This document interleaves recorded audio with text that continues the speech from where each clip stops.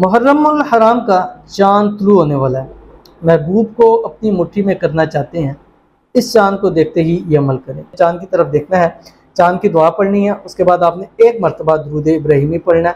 दुरूद इब्राहिमी पढ़ने के बाद आपने सिर्फ और सिर्फ 41 मरतबा पढ़ना है, जो आपकी स्क्रीन के ऊपर आ रहा है। उससे पहले आपने अपने महबूब का और अपना नाम लेना है अला हुब्बी के साथ, ठीक है, फ़लाँ अला हुब्बी फ़लाँ, ठीक है। उसके बाद आपने 41 मरतबा ये पढ़ना है जो आपकी स्क्रीन के ऊपर आ रहा है, या रब्बी मूसा या रब्बी कलीम बिस्मिल्लाहिर्रहमानिर्रहीम। उसके बाद एक मरतबा दुरूद इब्राहिमी पढ़ के आपने कोशिश करें कि उसकी तस्वीर पर चाँद को देख कर पढ़ने के बाद उसकी तस्वीर पर दम करें। दम करने के बाद आपने उसको तसव्वुर करना है। इंशाअल्लाह अज़ीज़ ऐसे आपकी मुट्ठी में आएगा, फिर इस मुट्ठी से ज़िंदगी भर के लिए बाहर नहीं निकल सकेगा, ये भी गारंटी है। एक तो आएगा, दूसरा फिर इस ज़िंदगी से कुछ काला जादू भी करा दे, आपके महबूब को आपसे जुदा नहीं कर सकेगा।